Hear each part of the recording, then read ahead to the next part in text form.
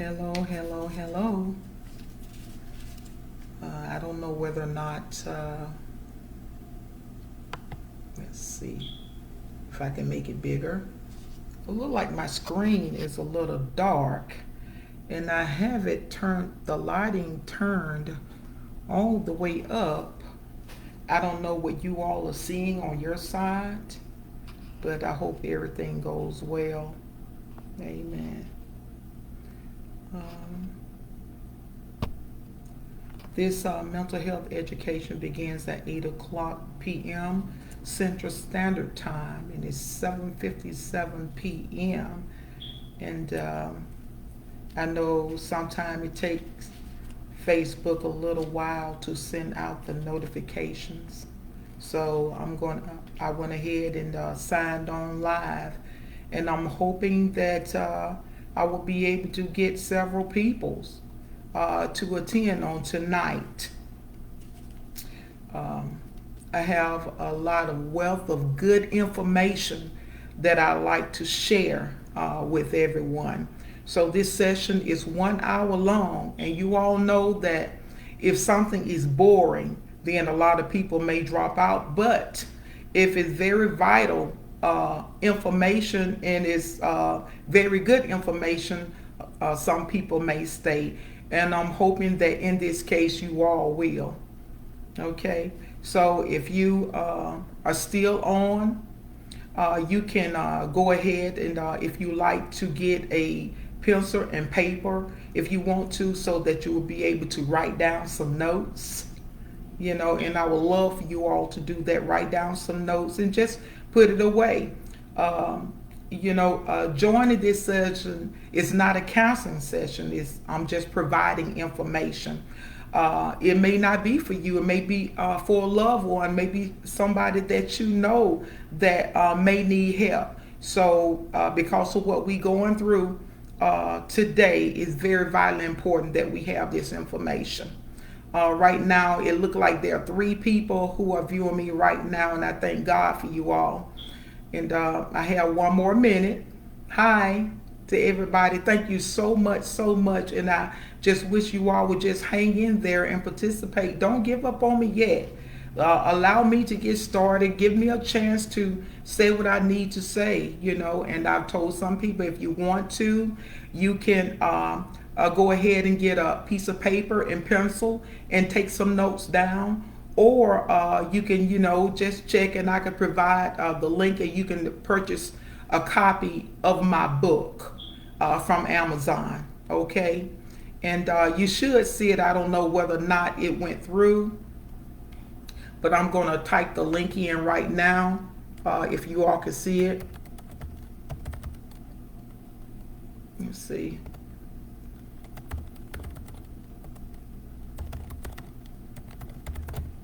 Let's see if it allowed. Okay, I think that's it. And I'm going to enter. Okay, and that will be a copy of my book, and you can go in and you can order copies of my book. The books that I do recommend is my mental health education book, and also my book called Keys to Your Success. So after the foundation of the mental health education, it goes on to the stepping stone to the next phase. So Key to Your Vision, it will be a wonderful book for you to read. Now it's 8 o'clock and it's time for me to get started. It looked dark from my side.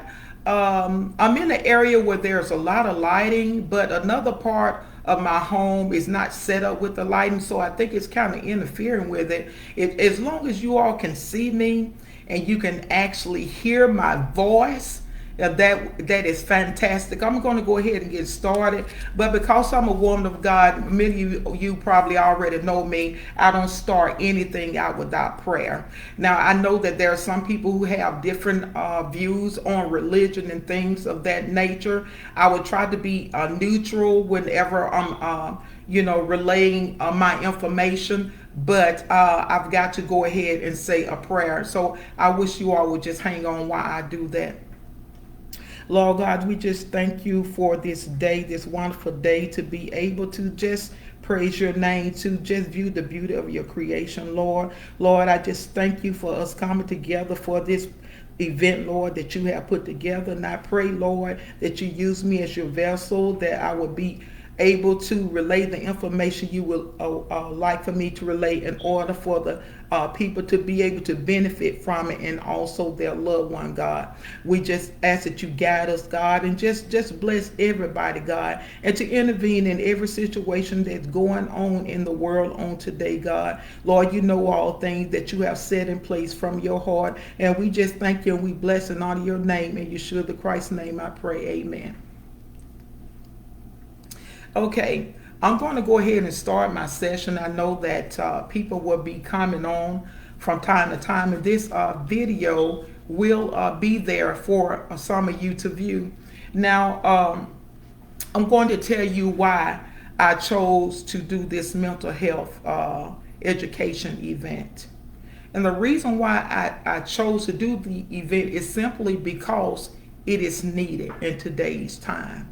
We've got so much going on. We got all the different murders and the looting going on. We've got police brutality and discrimination, and and we have prejudices and things of that nature that's going on in the world on today, and it's really affecting people, households, and affecting people in so many different ways. So that is one of the reasons why I chose to do this event, because it is needed. As a matter of fact, it's needed all across the nation. And I'm hoping that you all who have just checked in, I appreciate everything, and I hope that you can actually benefit from it. Now, I'm going to give you a little bit of background about myself, and my qualification as to why I chose to do this mental health education event. Again, I want to stress that I'm not here to counsel you. I'm just here to share information that you can have. You can use it for yourself or your family or loved ones or people who actually need it, okay? Now, a little bit of background of myself to let you know that I can teach this information is that I hold a accredited master's and doctoral degree in theology with a major in pastoral counseling.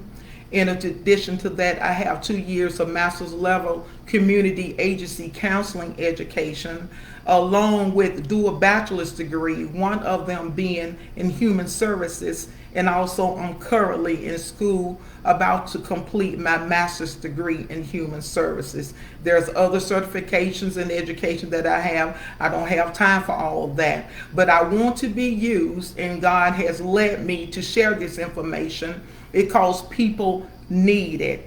And being a woman of God, I know that a lot of time people, cling on to God and pray to God, for healing and things. But God uses people also in this area and in this field to help answer some of our prayers. Now, one of the reasons why I chose the pastoral counseling side is because there's a separation between church and state, and that is where the political distance in the relationship between religious organization and the state is kind of is separate, and that is backed by the First Amendment to the Constitution of the United States. Now, there are licensed counselors. I want you all to know that, because I'm not discriminating in this cause. There are licensed counselors such as psychiatrists, psychologists, licensed mental health workers, and social workers as well, and they're licensed. And I chose the pastoral counseling side because of the free course. Now, the difference is that I'm going to let you know that the licensed counsel, they're regulated by various governmental boards and associations. So they're kind of limited in the things and the processes that they can do. There's just certain networks and things that they can say, and it's operated a certain way according to those governing bodies. And normally when they're with their client, they're coming in a formal. That means that the client normally, go and sit down at the office for the counseling session, or they may do it online. And also the licensed counselors, they have to remain licensed. There are certain CUs that they have to continue to take in order to remain licensed. Whereas when you're dealing with the pastoral counselor, we can go formal or informal, which means that we can have the client in a formal setting or informal setting, because pastors, they counsel sometimes at people's homes, at church, in their offices, just different places. And also there's a free course, and as long as Bible based or based upon the religion, then they could go ahead and counsel within that. And there are certain certifications and guidelines that they have, but that's why I took that stand on pastoral counseling. Now, I want you all to also know that there are some licensed counselors and therapists who are also pastors or pastoral counselors. So however route that people chooses, I want you all to choose whichever method is best for you, to be able to help you and to assist you, and also the people that you love. Now, I have my notes here because I'm going in the order of the program, okay? And because it's a lot of information, I did not want to get off track, okay? So the next thing I want to cover, I want to go over physical health, okay? Because physical health and mental health, it kind of ties together like a glove. You cannot have one without affecting the other. Now, when I'm talking about physical health and its importance, I'm talking about how you nourish and take care of yourself. Are you eating the proper foods? Are you taking your vitamins? What about your hygiene, things of that nature, your daily exercise? And these are something that a lot of people do not do. And when they don't do these things, sometimes their physical health begin to deteriorate. It may affect them through hypertension, diabetes, or things like heart disease, And the thing about it is that, most of the people who are affected with their physical health come find out many times they're not eating right. There are foods that are high in cholesterol, sodium, or saturated fats, and how the physical health hurts you mentally is that. Let me give you an example. What about a person who eats a lot and they become overweight, and then they realize that they become overweight, and then they decide that they want to lose weight, and then what ends up happening is that they find out that they cannot lose that weight as fast as they like to. And then a lot of time people will go into a depression mood, because of how they did not take care of their physical health. So physical health is tied to your mental health, and how you treat your body has a lot to do with your emotions, how you think, places you go, how you operate things. So that is very important. So I needed to kind of touch upon that physical health, because like I told you before, that physical health and that mental health come together, and it's like a glove. You cannot have one without the other. Now, I'm going to go into the misconceptions and stereotyping. I grew up in the 60s. That's when I was born, and around the 80s. And many people didn't talk about mental health during that time. And I think mental health during that time was kind of stereotyped.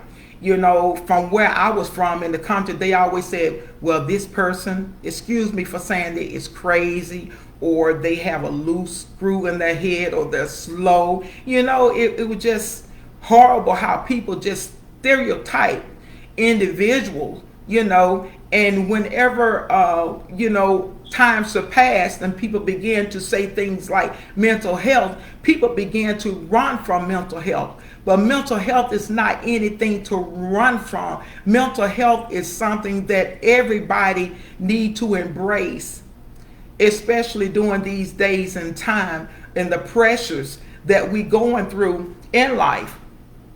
So, and also, I want to give you all a definition of mental health. And I want to read it to you because this definition is according to the United States Department of Health and Human Services.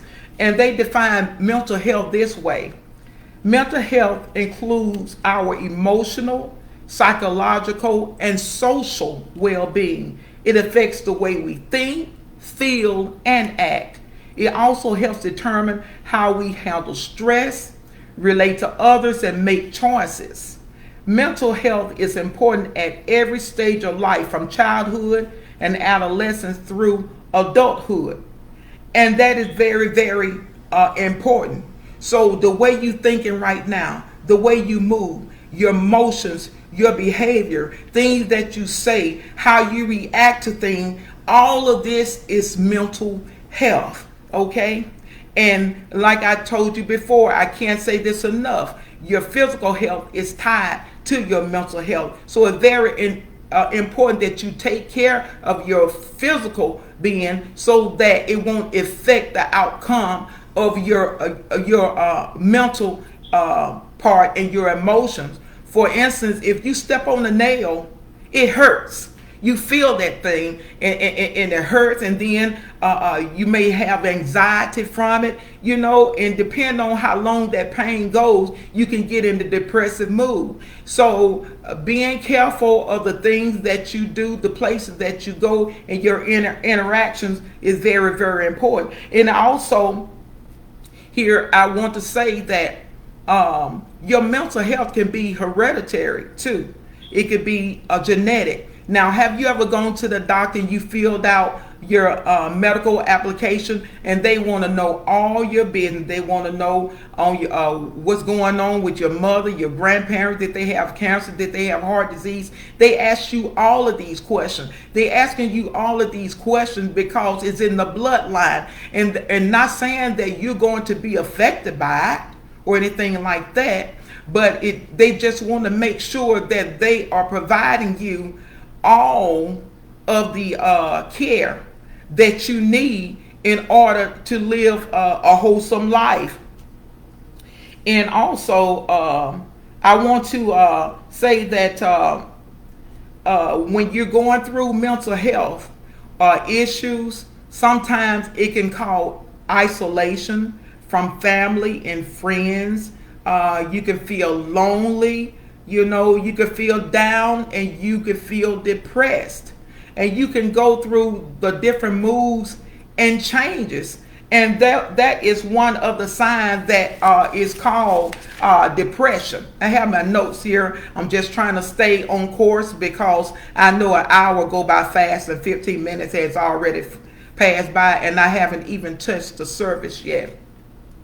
Okay, and also depression can be caused by the loss of a loved one. People can become depressed if they lose a job. That's one of the most depressive states, especially if you are a parent and you cannot take care of your family or your children because you've lost your job. That could be personal illnesses that you already have, or somebody can be disabled. Have you ever even thought about the people who are in wheelchairs, the things that they go through, the mental issues of wanting to be able to walk, wanting to be able to go places and do things, but they cannot. All of this stems from mental health, and these are some depressing factors.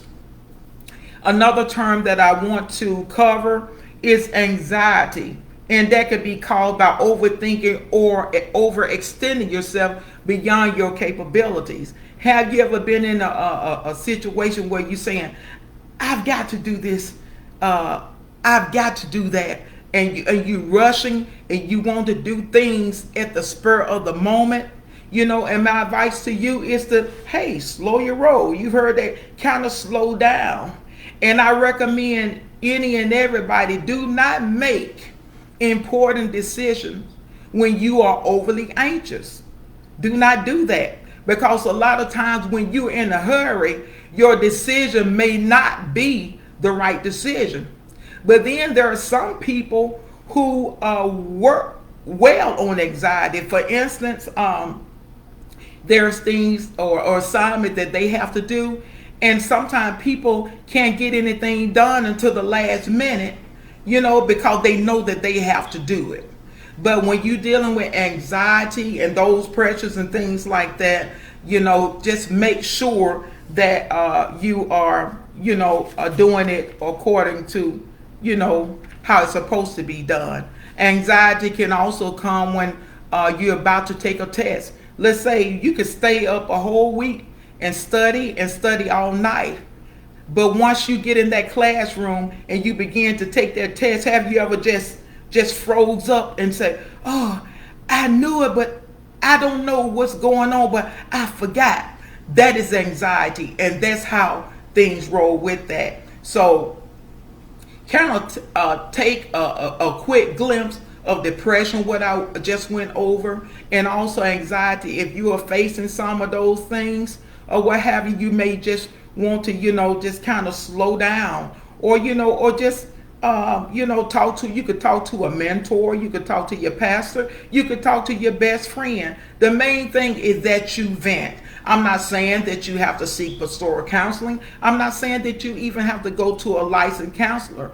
But whenever it begins to affect you so emotionally that it disturbs your relationships, you see a totally different side of yourself than what's normally taking place, then you know from a shadow of a doubt that you may have to seek some form of counseling. Now, the next one I want to talk about is frustration. Now, frustration normally comes when a person have not fulfilled their goals. Have you ever have set your goals in life, and you want to do this or you want to do that, but you end up not doing what you had said or you set out to do? People can become very, very frustrated. And here's the thing. Many times it may not be due to a fault of your own. It could be other weights, other situations and things that cause you to not accomplish or get to where you want to go in life. And sometimes that can cause emotion and behavior problems. And what you have to do is be able to try to detour and figure out a way to get back on your path. You could take a pen and paper and you can write down some of your goals and some of the mistakes that you made, or some of the things that got in the way, and see whether or not you can reestablish a new foundation. My next term is stress. Stress is your body reacting to change that requires a response. It could be physical, mental, or emotional. And one of those examples could be, for instance, you could be at work and your supervisor come to you and say, hey, my boss said that the project that's due in 2 more days is due today. Another employee just left, one of your coworkers. Can you stay and do this for me? And because of the type of job it is, and you've already signed an agreement to say that you would do this, that means you got to try to prioritize and cancel something out, and then you're kind of stressed out and wonder whether or not you're going to be able to finish that project. That is stress. And and stress again could be caused through the death of a loved one, somebody that you love dear. It could be through the loss of a job. People just stressed out and their emotions are everywhere. So just kind of analyze yourself and see what you can do to try to eliminate some of that stress. And again, I'm going to stress this: being organized is very, very important. And when you organize yourself, then you have a better chances of getting through these different emotional or mental health issues. And the last one I'm going to cover before I go into some of the meat and heart of it is worrying. When you worrying, you fearing. And what 9 times out of 10, when you worrying, there's an image or a picture in your head of something that you worrying about. Normally, it's in the future, future tense. Something that you worry that may happen, or something that you want to get done. And many times people do not have control over what they worrying about. You know, the word of God tells us to take no thought and do not worry about the future. You know, that's why Apostle Paul talks about the now faith. Now faith is the substance of things hoped for and the evidence of things not seen. You got to be able to live for that moment and try to do the best for that moment, because if you're just rushing ahead in the future and worrying about things, it's going to break down your health, both your physical health, and cause pains in your body, and also your mental health. So those are actually the terms that I wanted to cover on today. And the other topics that I wanted to cover was COVID-19, loss of income, police brutality, discrimination, and prejudices. And I really wanted you all to comment, you all say something. Bless you all. And I hope that you all can give me an opportunity to kind of go into that. And I want you to comment on it. Now, COVID-19, to me, they really don't know what it is. The COVID-19, they say it started in China from the bats and things of that nature, and we was the leaders, U.S. leaders were warned about it, but didn't do anything about it fast enough. And we know COVID-19 is all over the nation. And my condolences go out to all of you who have lost a loved one during the COVID-19. My prayers are with you, and my prayers are with everybody, because no one can get around it. There are people who are at home right now going through depressed and stressed out moments because they cannot go outside, or they worry whether or not they're going to affect their husband or their wife. You know, the COVID-19 has really, really hurt a lot of people. And this is a time, that we all need to just be lifted up in prayer, and just do everything that we can to stay safe and to follow the rules and guidelines that have been given to us by the health administration to protect ourselves. Now, a touchy subject is police brutality. Police brutality.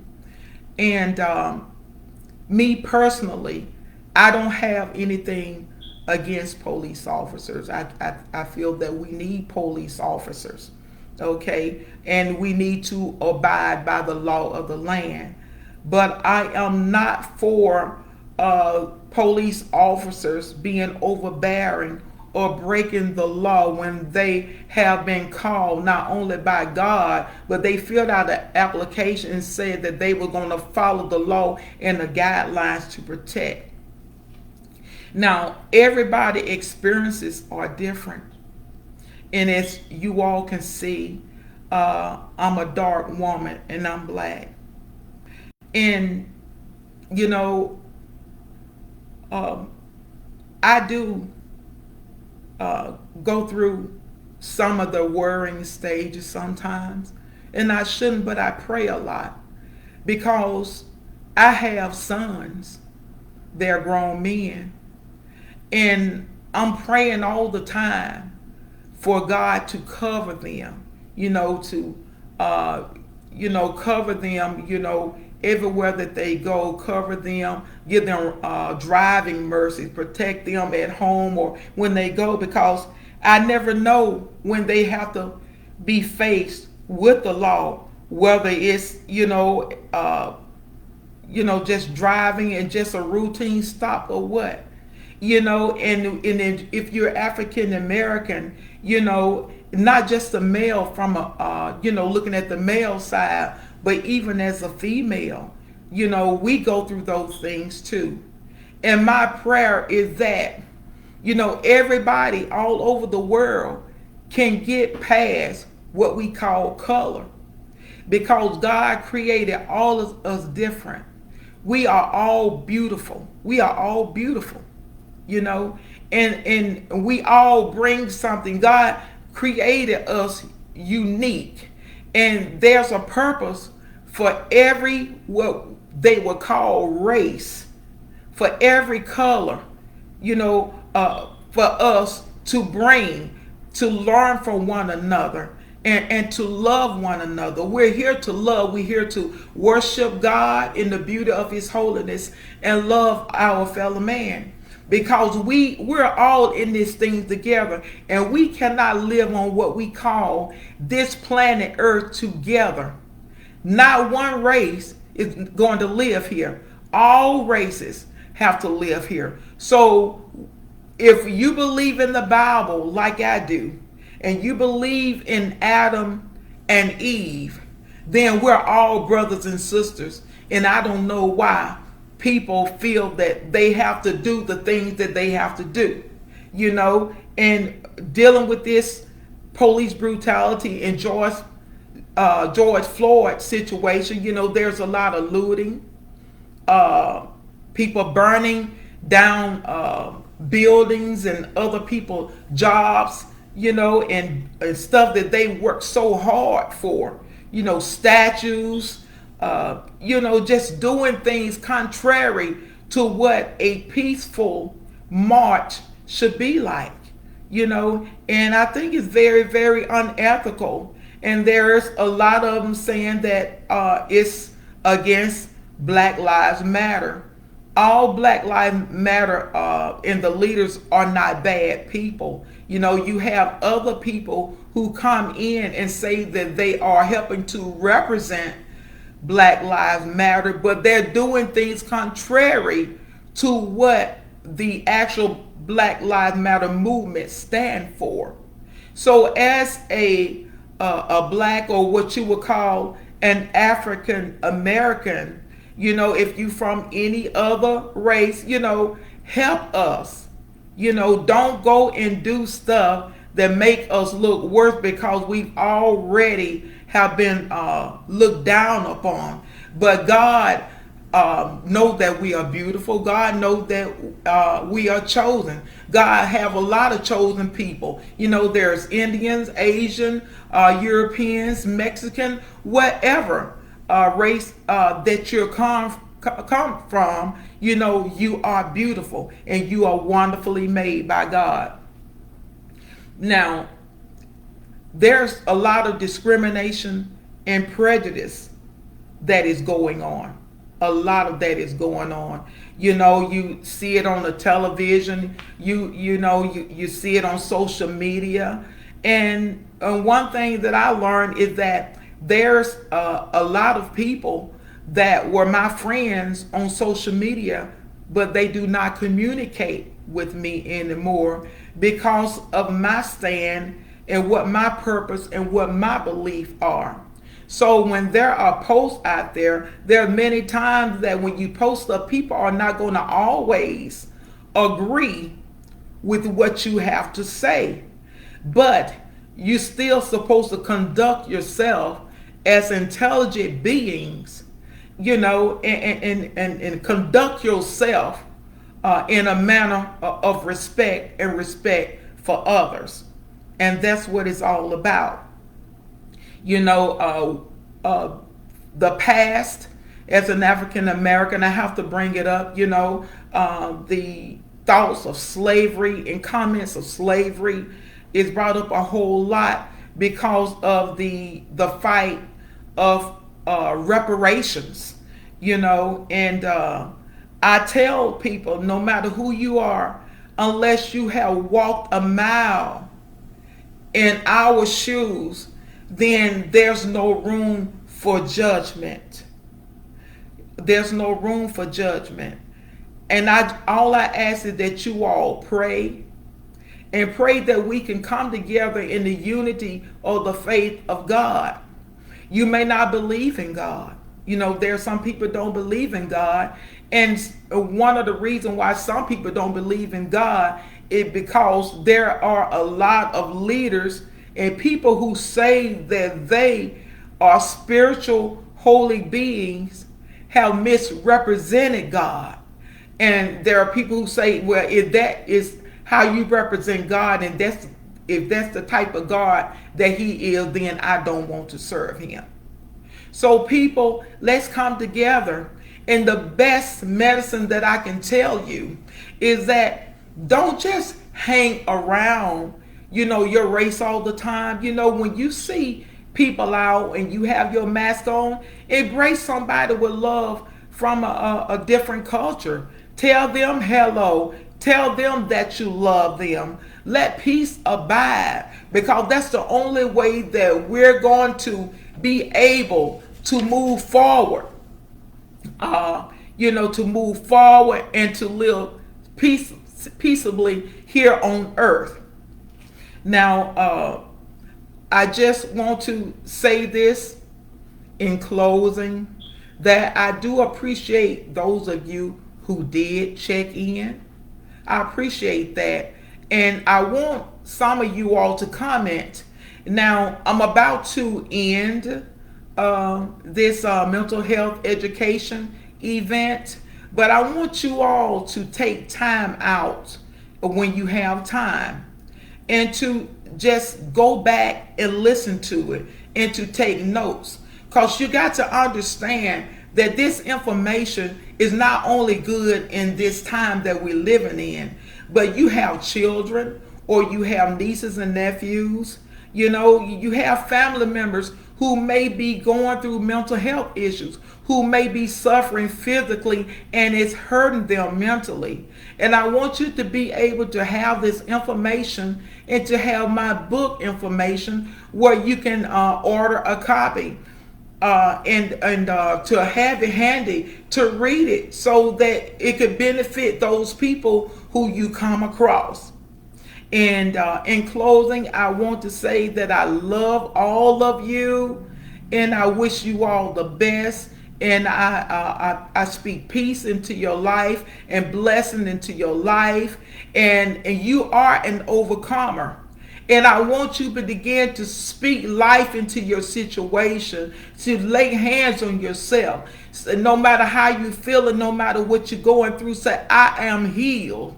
I am love. I am this. I am that. I am peace. I am whole. I am beautiful. I am uniquely made. Speak those things into your life.